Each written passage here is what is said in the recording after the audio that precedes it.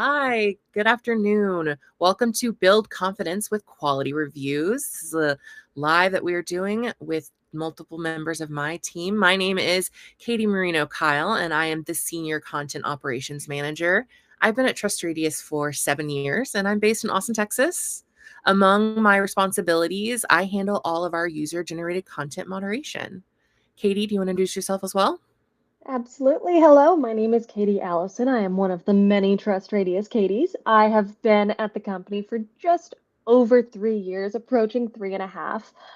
I lead our research team responsible for a number of things, including assisting our customers in leveraging that user-generated content across their own channels, making sure that we have the best up-to-date content for software buyers, and coaching our customers in ethical review sourcing.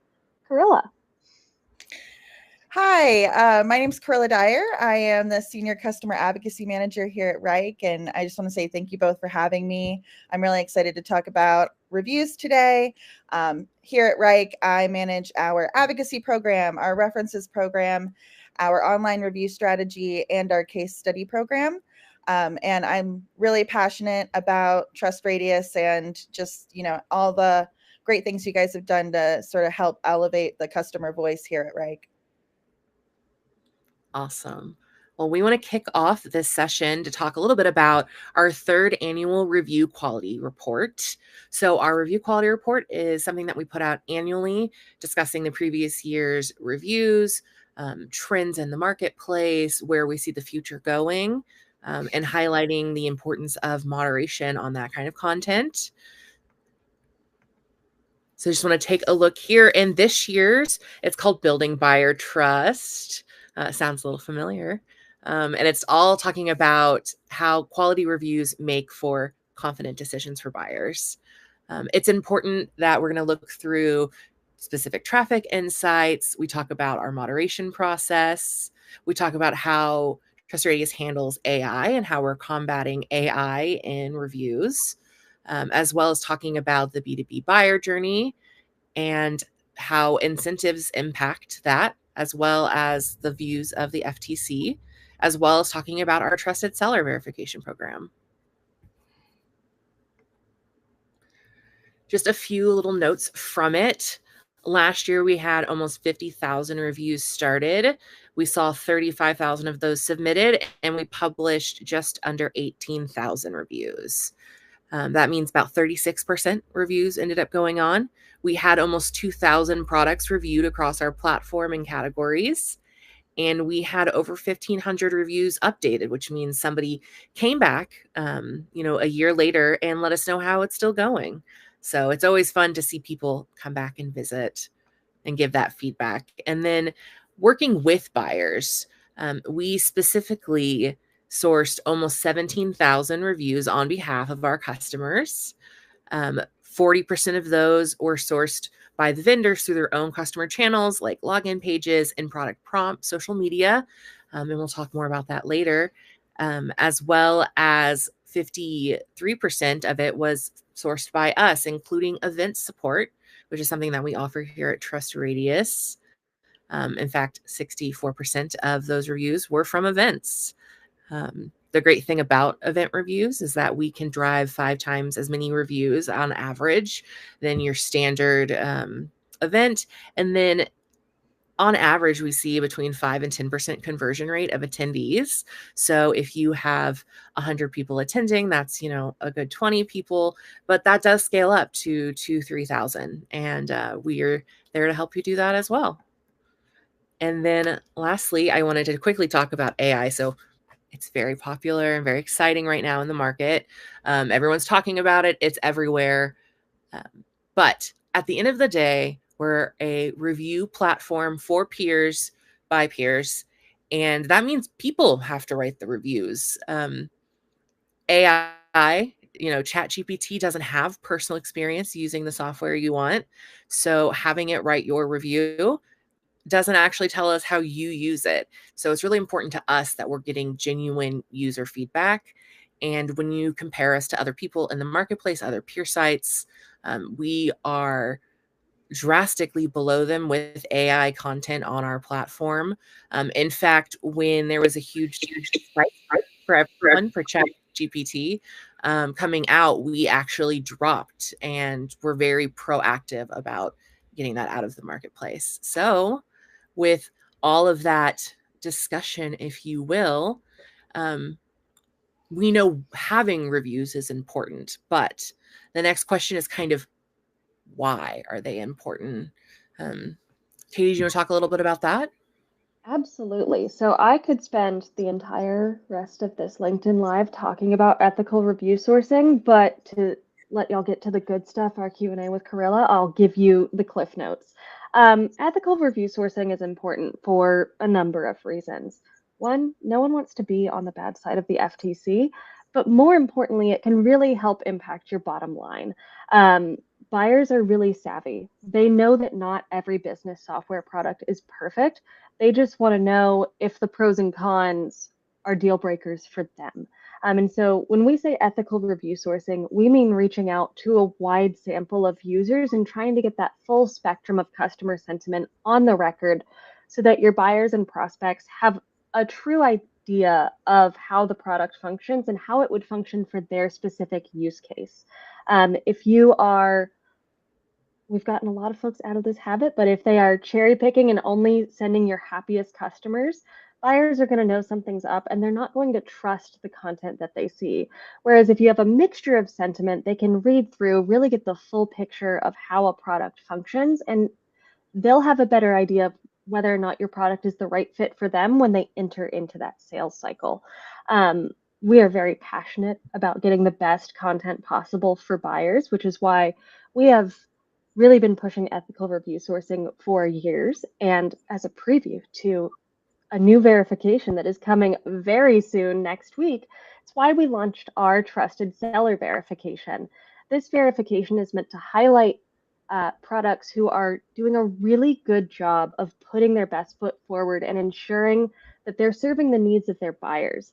What this means on TrustRadius is that they have sourced a number of ethical reviews in the past year, at least 10, so that you can kind of see how that product performs across market segments, across different roles, and those different perspectives. It also means that the product profile is fairly complete and provides more than just the bare minimum amount of information. Spoiler for our announcement on Monday, but I am happy to report that Wrike is going to be in our inaugural class of trusted sellers because of the work that they have put in and the value they place on authentic user sentiment. So before we turn it I over, wish this LinkedIn Live had confetti cannons. Like, I know, it's so exciting. And I'll wrap it up so we can get to the good stuff and hear from Karilla about how they're achieving all of this. But I did want to give a really quick overview of what Wrike has done over the past year or so. They have sourced a ton of reviews. We're talking hundreds. Now, that's not always necessary. You can have an ethical campaign and give your buyers a lot of really good content with a lower review count, but sometimes more is more. Wrike has done a really good job of embracing that approach. They've sourced over 700 reviews in the last year. With that approach, they have qualified not only for our trusted seller, but for our other awards as well. They're well on track to achieving top rated, and they've recently been awarded our Buyer's Choice Award. A really fun thing, you'll see this in the review quality report that my wonderful co-host authored. They also had the longest review of any review on TrustRadius in the past year of over 3,000 words. Not all reviews are this long, but when they are that long, they have a lot of really great insight for potential buyers. And with that, I'll turn it over to Katie MK to kick off our Q&A. Yeah, absolutely. So I know that Wrike has a structured approach to review generation. Karilla, could you walk us through how you guys maintain that authenticity while encouraging all of your customers to participate? Yeah, so we try to do like kind of an always on approach to our review strategy with the help of TrustRadius. Really love working with your team. Every quarter, I pull a list of our renewals from the previous quarter because that guarantees that these folks are people who are actually using our product, and hopefully if they've renewed, they do like us and have some positive things to say. But, that's not always the case. And we really want our reviews to reflect what our customers are really experiencing. So I pull that list, I hand it over to TrustRadius, and you guys help me kind of, have that spaced out campaign so we're not contacting our customers too much. And yeah, we're just always seeing kind of a flow of regular reviews throughout the quarter. And I monitor those month over month and bring insights back to our sales and marketing and product teams, and turn all of the great content that we get into assets for our team. Awesome. Yeah, I'd love to hear that you're getting great quality content. How do you think that our reviews tend to contribute to that, and how do they contribute to compared to other platforms as well? Yeah, I've really noticed that the quality of reviews on TrustRadius is superior to a lot of the other sites. I think, you guys must have excellent survey design compared to the others. And I think you really are doing a great job vetting for AI or fake reviews, or folks who are maybe not truly using the product or aren't really being that authentic. I have seen like an increase on other platforms of reviews getting flagged or not published for, AI. And then I've even seen some kind of very obviously AI written reviews come through. So I think, one thing I also want to mention is you guys, I love your in-depth reviews because you cover so many pieces that are so important to our customers. How's our support team? How is implementation? How's the usability? So, I think just like the amount of information that's in a TrustRadius review is gold. And you guys really do, ask people about the things that my buyers do care about and cover pieces of that decision-making process that are really key. So that's why, I think that TrustRadius reviews always kind of end up being gold for me. Oh, that's so good to hear. Well, that leads very nicely into my next question for you, because you did mention that you like to leverage review content for your marketing content. Can you share how your team organizes and utilizes that customer feedback? Yeah, so on a monthly basis, we go through all of our most recent reviews and we add them to our customer quote library. And it's a really long spreadsheet, but we categorize everything. We organize it by industry, ICP, what product that person is on, if assuming that they're not anonymous, and it just gives us a place to just put all of the great content that we're getting. I have a guru card that is so I have a centralized place where anyone in the business, sales, marketing can go. They can find that link to that spreadsheet and filter it and find what they're looking for. That's what we've been doing for the past several years. And now this year, we're kind of actually taking it a step further. We have an internal AI tool. It's kind of like our own little internal AI search engine. So I'm adding all of our review quotes, all of our review content that, I think is valuable for sales and marketing, to Wrike, to a space in Wrike, actually. And our AI engine is going to pull out that information. So when a salesperson or a marketing person enters a query, like I'm looking for a customer quote from someone on our enterprise plan who works in manufacturing and has at least 500 employees, our AI engine is going to be able to pull up all of that great content for them. And then they can go ahead and use that in their marketing campaigns, their sales outreach, etc. That sounds awesome. While we don't necessarily want AI to write the reviews because of the lack of experience with the product, we know it can bring a lot of efficiency into your workflow and help you get the most out of the content once you have it. I'm thrilled to hear how that goes, so please keep us in the loop. Continuing with the AI theme, I know that you've worked with our team to customize some of the questions in your review flow, including adding some questions focused on AI and automation. How has that helped y'all to identify adoption trends or maybe product gaps, because this is a newer feature? Yeah, absolutely. I think AI is that big buzzword for everybody these days, but Wrike has really come a long way in terms of becoming a intelligent work management platform.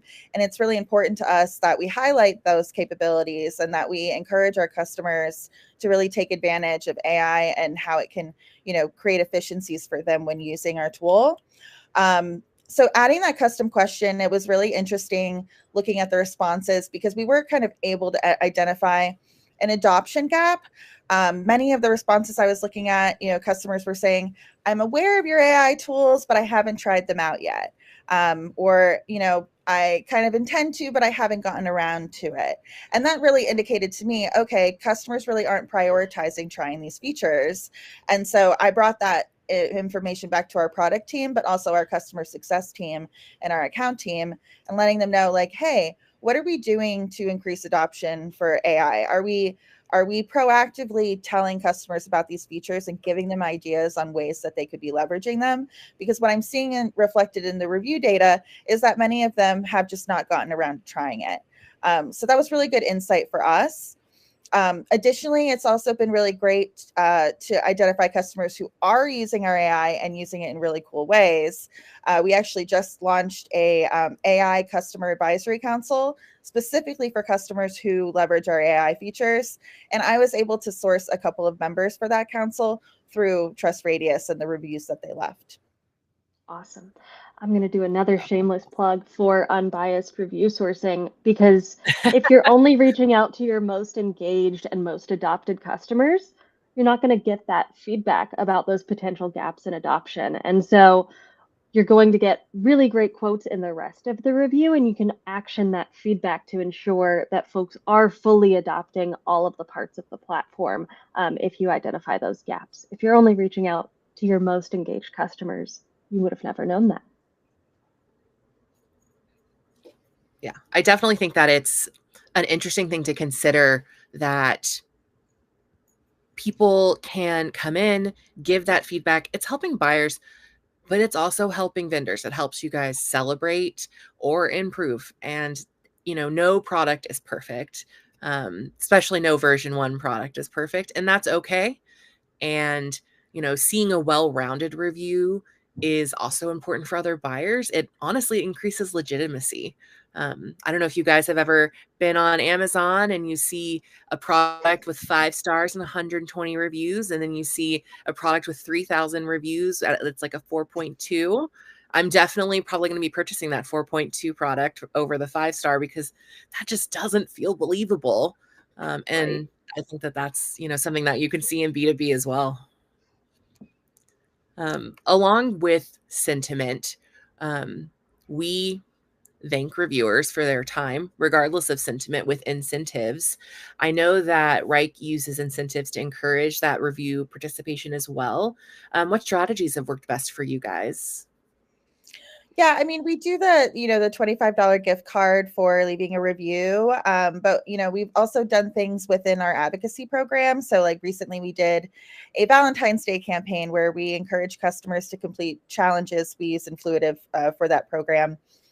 Complete challenges throughout the month where they would leave us reviews or update their review on various platforms. And if they completed every single site, every single challenge, then they would be entered into a drawing for an Ember mug, so that was a really popular campaign. We got some pretty good engagement there. So we try to find other ways that we can kind of give away fun incentives. Swag is usually pretty popular as well. So yeah, whenever I can kind of work it into a conversation, like a customer says, "Oh, I love Wrike," and I'm like, "That's great to hear. Will you leave us a review on TrustRadius? And I'm gonna, I'll send you a free Wrike hoodie, in exchange for your time as a thank you." And I can already hear the questions. I hear someone asking, okay, but if it's incentivized, how is that an unbiased review? B2B is a little bit different from B2C. And in our research, we found that if you're running unincentivized review campaigns, you get your happiest customers on the record and your most upset customers on the record, but there's very little in between. And those middle of the road sentiment reviews are what really help buyers make decisions. And those reviewers can take a little bit of extra encouragement to get them to take the time required to leave one of those in-depth reviews of it takes at least 10 to 15 minutes to write a good one. And so using incentives like Wrike does, as long as it's not conditioned upon a positive review, is a really good way to make sure that folks across the spectrum of customer sentiment leave that feedback. Yeah, I think it's like, we are just thanking them for their time. And I'm really careful to use that language. I'm like, I just want to show our gratitude. That's why you're getting the gift card. It's not a short survey. It's a time commitment. And I like to respect people's time. And I like to make sure that they know that they're appreciated. So in my mind, that's what incentives are for. It's really a show of gratitude, not, a way to exchange, for a positive review. Yeah, and the FTC agrees.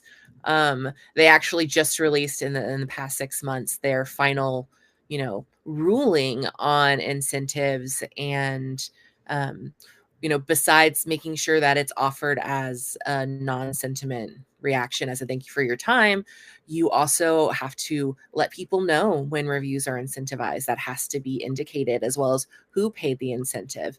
You see that on the TrustRadius platform, and that way buyers have a complete picture. We know through buyer research, and we talk about it quite a bit, about how incentives don't change sentiment, but giving that information, that complete picture, just really is important to the transparency of what we do. I know that we are, speaking of your Valentine's Day campaign, what did you guys learn from it?